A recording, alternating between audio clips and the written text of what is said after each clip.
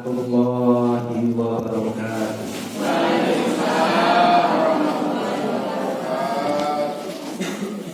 Satu kali lagi. Assalamualaikum warahmatullahi wabarakatuh. Waalaikumsalam warahmatullahi wabarakatuh.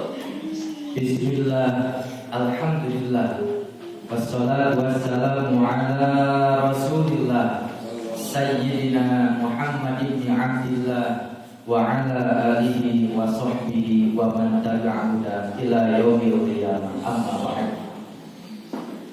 Faqad qala Allah Ta'ala fi kitabihil karim wa huwa asdaqul qailin.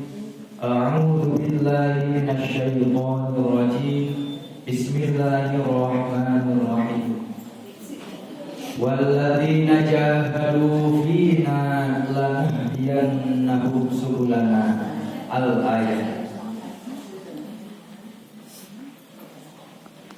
Sebelumnya saya minta maaf karena berani tampil dan berdiri di hadapan Bapak Ibu sekalian. Puji syukur kita panjatkan kehadirat Allah Subhanahu wa Ta'ala yang telah memberikan beribu-ribu nikmat kepada kita semua.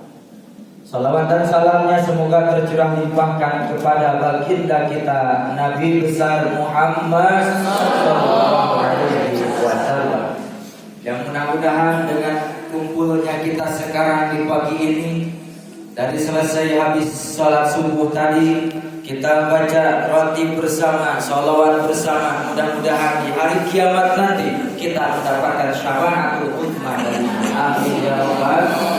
Bapak Ibu sekalian yang dirahmati Allah, jika kita ditanya apakah kita cinta kepada Allah, maka jawabannya pasti.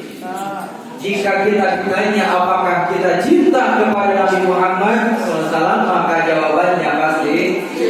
Tapi setiap cinta itu harus ada bukti. Karena cinta tidak cukup dalam mulut, karena cinta itu harus penuh bukti. Betul? Oleh karena itu sebagai bukti kita cinta kepada Nabi, mari kita salawat bersama. Siap?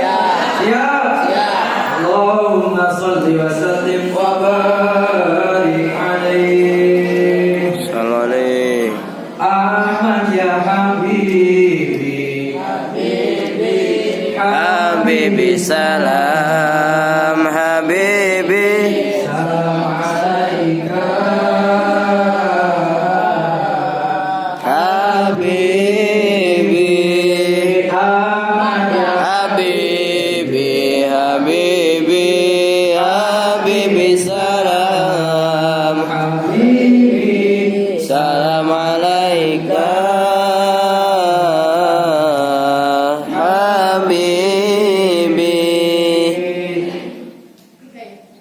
Yang terhormat Habib Hashim yang di sebelah sana, beliau selaku pimpinan Majelis Na'zir Rasul, dan yang saya hormati dan yang Allah banggakan Habibul, Ketua Umum Majelis Safinatun Najah Cianjur, dan yang saya hormati Bapak Ustaz Yayasan Darul Ma'arif, dan yang saya hormati dan yang saya cintai guru saya dan segrup dengan saya Ustaz Ilman. Beliau segrup dengan saya dalam grup Balan Kobar.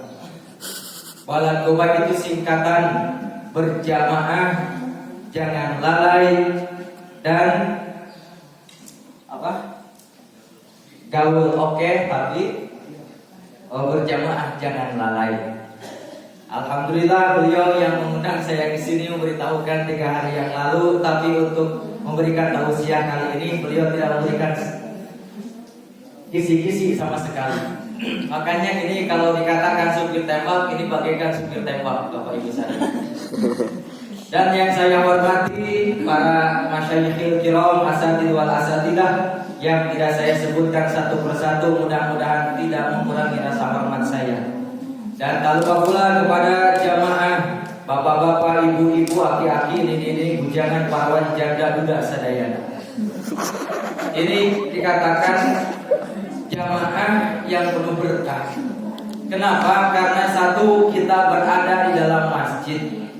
Jika kita niat i'tikaf, maka duduknya pun kita pasti menjadi ibadah. Dan yang kedua, di sini kita tadi mendapatkan ijazah. Mudah-mudahan bagi siapa saja yang mengamalkan, kita semua mudah-mudahan mendapatkan berkah. Dan yang ketiga, sekarang mendengarkan tausiah meskipun dari saya yang bukan siapa-siapa. Tapi mudah-mudahan jika ilmu yang saya sampaikan itu bisa bermanfaat. Amin ya Allah. Hadirin kaum muslimin rahimakumullah, saya mau bertanya terlebih dahulu, ini dengan bahasa Sunda atau bahasa Indonesia? Katanya ada orang luar kota Cianjur, betul gak? Ada dari mana saja ini? Bogor. Dari Bogor. Bogor terkenal dengan geras genggerok. Upami nyarios sabartos kieu lemesna kurang kaharti. Kurang Bogor mah upami ge aya nu ngarti aya nu henteu. Upami teh lamun upami misalkeun urang teh nyarios kieu, punten ibu abdi ngiri ngalangkung. Ngalangkung teh naon cek urang Bogor kadang aya nu teu kahartos. Kenapa demikian? Karena ada sebagian santri di Alifwan yang dari Bogor, ternyata mereka tidak begitu mengerti dengan bahasa lemes, tidak mengerti dengan bahasa yang halus seperti halnya orang Cianjur dan orang Sukabumi. Oleh karena itu kita pada pagi ini saya menyampaikan ini dengan bahasa Sunda dan bahasa gado-gado. Setuju? Bahasa gado-gado, kalau kita makan gado-gado suka enak, betul? Maaf guru, ini di belakang saya takut selalu ada ya. Bahasa tauco saja. Bahasa tauco saja. Karena ciri khas Cianjur itu katanya tauco. Tapi kalau saya sendiri sudah 6 tahun di Cianjur, ternyata belum pernah mengalami makan tauco. Karena tauconya itu hampir jatuh ada di Cianjur. Karena sebenarnya saya asli dari Sukabumi, saya mondok di Cianjur, mondok di Bekasi, di Gunung Halu, Bandung Barat sana dan sebagainya. Dan alhamdulillah saya mendapatkan jodoh orang Cibadak akhirnya saya ada di sini. Mohon doanya dari semua, mudah-mudahan saya mendapatkan ilmu yang bermanfaat, bisa mengamalkannya untuk diri sendiri, untuk keluarga dan untuk orang yang banyak. Hadirin kaum muslimin rahimakumullah. Semua orang yang ada di muka bumi ini tentunya pasti membutuhkan uang, betul? Di samping uang pasti membutuhkan sehat jasmani dan rohani, betul? Betul. Karena dalam sebuah hadis pun dikatakan ni'matani maghbunun fihima katsirun minan nas. Ada dua kenikmatan dari Allah Subhanahu wa taala yang mana kebanyakan manusia terlena, tertipu oleh dua kenikmatan ini. Banyak sekali orang-orang yang tidak pandai menggunakannya. Apa itu? Yang pertama as-sihah, yaitu kesehatan. Yang kedua apa? Wal faragh, yang kedua kesempatan. Makanya para bapak ibu sekalian, jika kita badan sedang sehat dan punya waktu luang, maka sempatkanlah ke majlis taklim, sempatkanlah ke majlis taklim, sempatkan ke mengaji, agar hidup kita seimbang, baik itu dalam masalah duniawi ataupun ukhrawi. Karena banyak sekali orang yang mungkin pada pagi ini mereka ingin ke tempat ini hadir, tapi karena jasmani badan mereka tidak sehat, akhirnya tidak bisa datang ke sini. Dan banyak juga orang yang badannya memang sehat, fisiknya sehat, tapi tidak memiliki kesempatan karena dia sibuk, akhirnya dia juga tidak bisa hadir ke sini, betul? Nah, hadirin kaum muslimin rahimakumullah. Dalam konsep Islam dan konsep agama ada yang dinamakan dengan kata berkah. Berkah kalau dalam istilah Sunda itu salikmahi lobanyesa. Secara umumnya berkah itu meskipun usaha tidak seberapa, tapi hasilnya bisa mengalahkan yang usaha berangkat dari pagi pulang malam. Setuju nggak, Bu? Setuju, Pak? Itu yang dikatakan berkah. Makanya kalau kita melihat guru-guru kita, melihat para kiai, melihat habaib, mereka tidak capek, mereka tidak begitu lelah. Tidak harus ke pasar, tidak harus bertani, apalagi pekerjaan jauh sampai ke luar negeri. Tapi kehidupan mereka sudah dijamin oleh Allah Subhanahu wa Ta'ala. Betul? Mereka kehidupannya kelihatan senang, kelihatan santai. Meskipun mereka tidak ibadah, tapi rizkinya berlimpah. Betul? Mereka hanya fokus dalam ibadah. Mereka fokus dalam doa kepada Allah Subhanahu wa Ta'ala. Kenapa bisa demikian? Karena Allah pun sudah menjamin rizki terhadap kita sekalian. Cuman banyak orang yang percaya tapi tidak meyakininya. Banyak orang yang percaya tapi tidak yakin. Padahal Allah Subhanahu wa Ta'ala pun berfirman dalam Al-Qur'an, "Wa ma min dabbatin fil ardi illa 'ala Allahi rizquha." Segala hewan yang melata di muka bumi ini, baik itu hewan yang begitu kecil, apalagi kita selaku manusia yang diberi sarana dan prasarana oleh Allah, diberikan akal sehat, naluri dan hati untuk berpikir, masa kita tidak diberikan rizki oleh Allah? Betul? Cuman potensi inilah yang harus kita gunakan. Banyak orang yang tidak tahu sebenarnya rizki itu datangnya dari mana. Rizki apa saja yang dapat mendatangkan rizki. Oleh karena itu pada kesempatan kali ini saya akan membahas tentang rizki dan apa saja yang dapat mendatangkan terhadap rizki. Maaf ini Habib, Kiai, maaf tuh saya di depan. Malu saya. Boleh ngumpet saja. Hadirin kaum muslimin rahimakumullah. Kalau menurut santri, rizki ini adalah segatnya masdar dari rozaqa yarzuqu rizqan. Rizki itu diartikan bukan hanya sekedar materi saja, tapi menurut Syekh Nawawi Al-Jawi Al-Bantani dalam kitab Qatlul Ghaisnya mengatakan dan mendefinisikan bahwa yang dikatakan rizki adalah segala sesuatu yang kita makan, sesuatu yang kita pakai, dan sesuatu yang kita bisa manfaatkan. Karena dalam istilah ini ada dua hal yang kadang kita salah mengartikannya, yaitu ada rizki, ada milik, Pak Bu. Ada rizki, ada apa itu rizki? Rizki itu sesuatu yang memang sudah kita pakai, sesuatu yang sudah kita konsumsi, itulah yang dikatakan rizki. Tapi apa itu milik? Milik itu sesuatu yang hanya baru kita miliki. Contoh nih Pak Bu, kita berangkat dari luar, kita pulang ke rumah, dari jalan, di jalan kita beli martabak. Kenapa beli martabak? Karena ceritanya buat oleh-oleh yang ada di rumah dan buat kita makan sendiri. Ternyata pas datang ke rumah, si martabak itu tidak kemakan oleh kita, baik itu di jalan jatuh ataupun ada orang yang memintanya. Baik pun ketika sampainya ke rumah, martabak itu tidak kita makan karena kebetulan ada tamu di rumah kita. Jika martabak tersebut tidak jadi kita makan, maka itu dikatakan milik. Jika dari martabak tersebut kita makan, itu yang menjadi rizki. Sampai sini paham? Jelas tidak? Jelas. Kembali ke ayat tadi. Wa ma min dabbatin.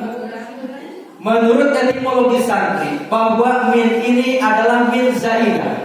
Karena min haraf jar ini mengandung banyak makna. Makanya menurut Syekh Ibnu dalam kitab Alfiyah, Ibnu Malik menerangkan ba'id wa ba'id wa tadi fil amkinah bimin wa qadati libadil asmina wa sidafin nafin wa shibiri majan nakiratan kamal libagin min mafar. Itu diantara maknanya min. Ada 5 dalam kata bait tersebut. Jika dalam versi anak-anak santri sekarang, bait juga dinyanyikan Ibu. Bait juga ada lagunya.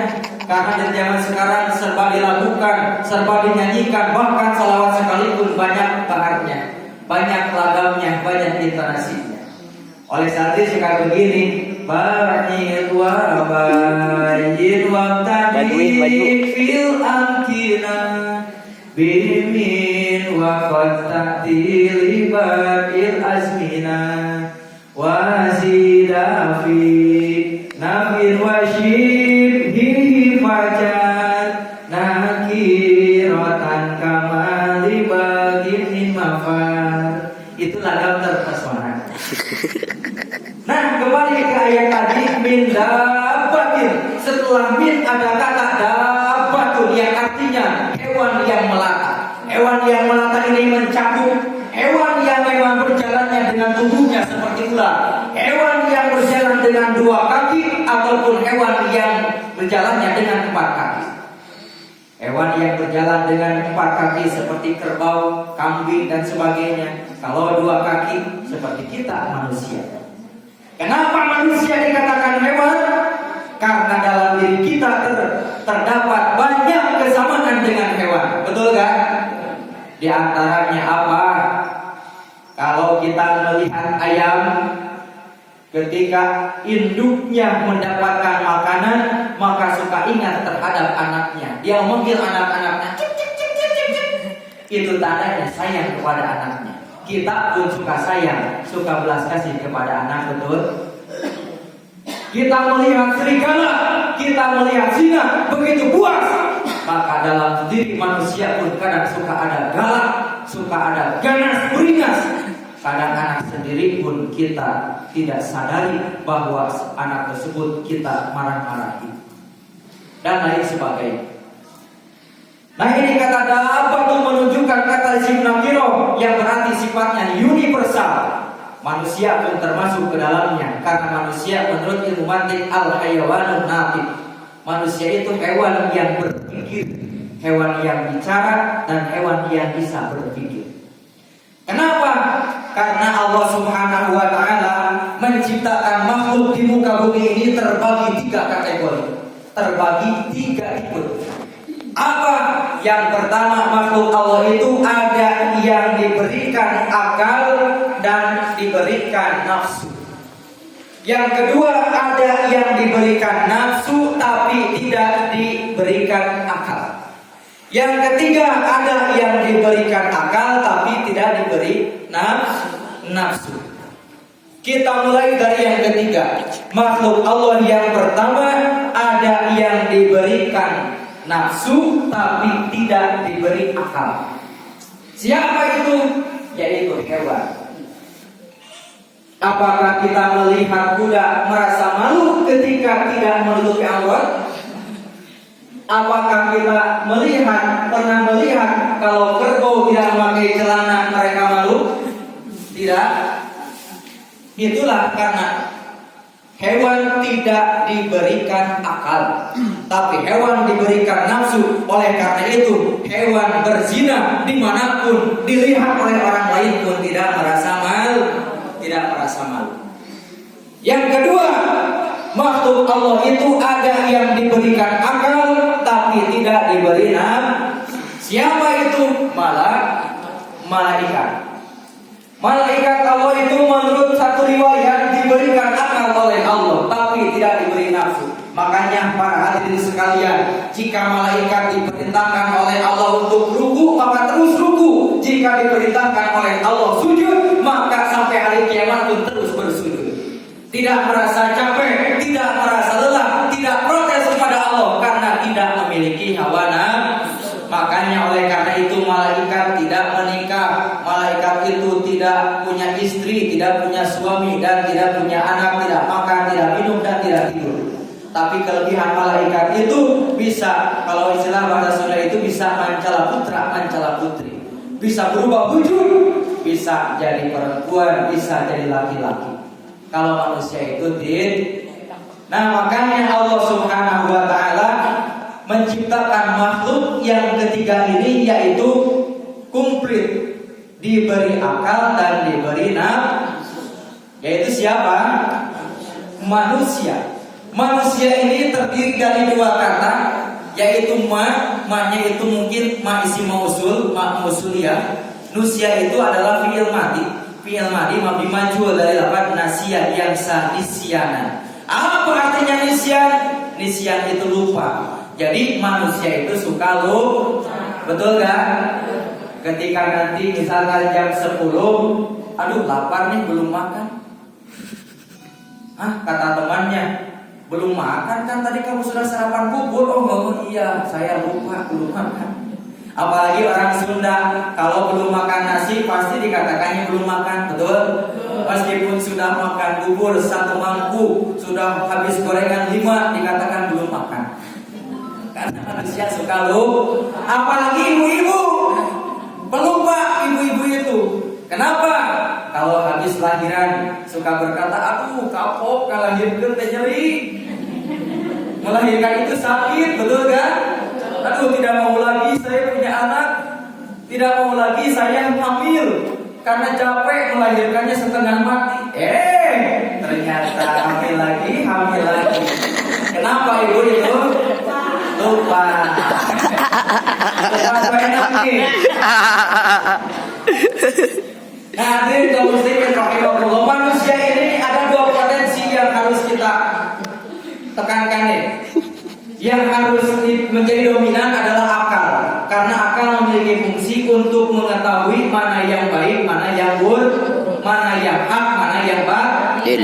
Dengan akal inilah manusia bisa melebihi makhluk yang lainnya. Karena jika sebaliknya nafsu kita yang menjadi dominan, yang mengalahkan akal kita, maka kelakuan kita, sikap kita akan lebih seperti satwa, akan lebih seperti hewan. Seperti contoh begini Pak Bu. Kalau bajing tahu bajing? Tupai. Kalau tupai maling kelapa, yang dipalingnya apa? Hanya kelapanya saja, betul? Tapi kalau manusia bajingan, uang rakyat pun digasak, uang rakyat pun dimakan, betul? Jalan pun dimakan, betul? Itu manusia. Kalau tidak menggunakan akal sehatnya, itu hanya mengandalkan nafsunya saja. Nah, hadirin kaum muslimin rahimakumullah, kembali ke pembahasan yang tadi, bahwa semua manusia yang ada di muka bumi ini pasti membutuhkan biaya hidup atau yang dinamakan dengan duit. Langsungnya adalah duit. Duit itu menurut sebagian orang adalah singkatan D-nya doa, U-nya usaha, I-nya ikhtiar, T-nya tawakal. Tapi menurut versi saya begini, kembali ke ayat tadi juga, bahwa